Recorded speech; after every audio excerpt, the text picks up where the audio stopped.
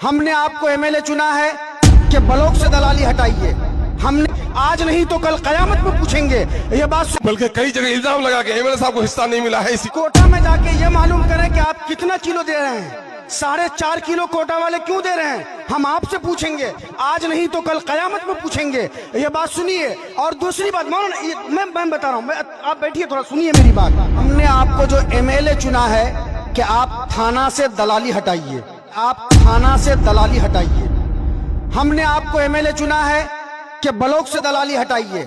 हमने आपको एमएलए चुना है कि आप हमारे यहाँ जाके चेक करें कि कितनी आंगनबाड़ियां चलती हैं, किस आंगनबाड़ी का केंद्र बना या नहीं बना, नहीं बना तो क्यों नहीं बना, इसकी वजह पूछें।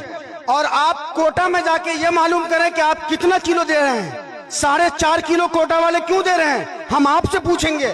आज नहीं तो कल कयामत में पूछेंगे, ये बात सुनिए। और दूसरी बात मौलाना, मैं बता रहा हूँ, आप बैठिए थोड़ा सुनिए मेरी बात।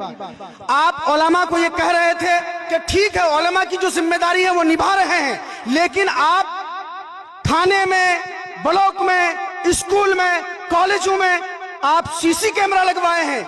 एक आदमी बार बार अगर ब्लॉक जा रहा है क्यों आ रहा है भाई? कौन सा दलाल है ये, कौन सा हड़पने वाला है, कौन सा माल ले रहा है, कौन पहुंच रहा है, आप उस पर क्यों नहीं लगाम लगाते हैं? लोगों की शिकायतें हैं। एक आदमी एमएलए साहब रो दिया जाके नाव पर मुझसे कि मौलाना क्या बताएंगे, वो जो कर्मचारी है 10,000 रुपए मांग रहा है एक केवाला को मोटिवेशन करने का। उसके जवाब दे कौन होंगे, मैं होऊंगा या आप होंगे?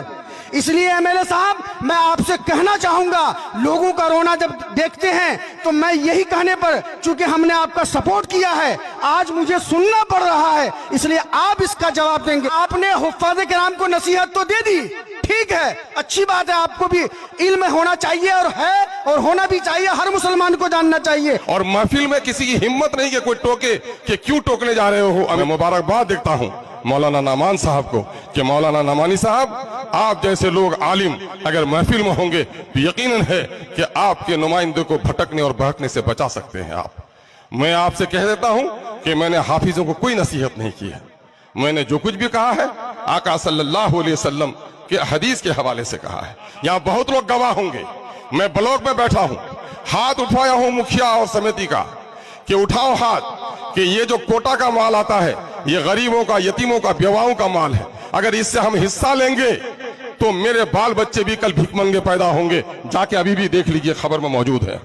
और मैंने रौटा में एक जगह, आपका मजगवा हाट पर, और दूसरा मामला या मछट्टा में, 2 जगह जाकर कोटा में मैं खड़ा हुआ और कहा 4.5 किलो नहीं, 5 किलो से एक छटाक कम नहीं दे। अगर तुमको देता है, कम देता है, हमको फोन करो, मैं उसका इलाज कराता हूं।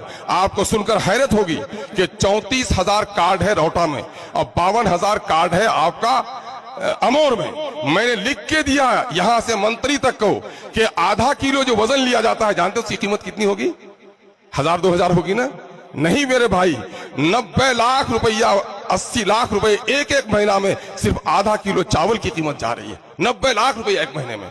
लेकिन आज तक कोई बंदा मुझे दरखास्त देने के लिए नहीं आया कि मुझको हक नहीं दिया। वो 4.5 किलो में ठीक छे। बल्कि कई जगह इल्जाम लगा के एमएलए साहब को हिस्सा नहीं मिला है। इसीलिए मैंने अपने मुखिया मेंबरों को कहा है, खुदा के वास्ते तुम स्कीम में 10 टका कमा लो, चूंकि सरकार तुमको तनख्वाह नहीं देती है, लेकिन इन बंदों का हक मत दो। मैं गया 12 ईदगाह, वहां मैंने गुफ्तगू की कि अगर तुम पर कोई सताता है तो बताओ। 20 आदमी हाथ उठाए, हाँ पैसा लिया इसमें, और आज तक मैं एक दरखास्त लिख करके नहीं दिया। मैंने कहा दरखास्त लिख करके दो। मौलाना खुद गवाह है। मौलाना मैं आपकी जूतियां सीधी करने के लिए तैयार हूं।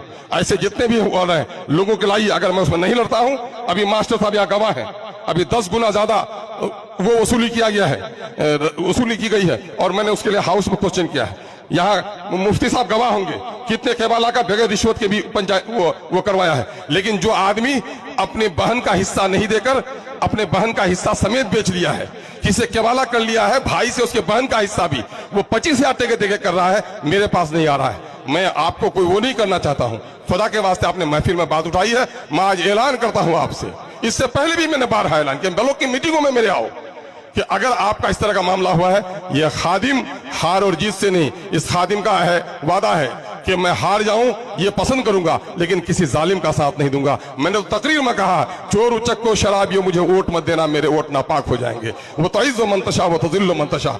इसलिए खुदा के वास्ते अगर इस तरह का मामला आपने सवाल पैदा किया है तो ऐसा मामला लाइए, इंशाल्लाह जरूर जवाब दूंगा। आपने वो किया, बहुत बहुत शुक्रिया। अस्सलाम वालेकुम।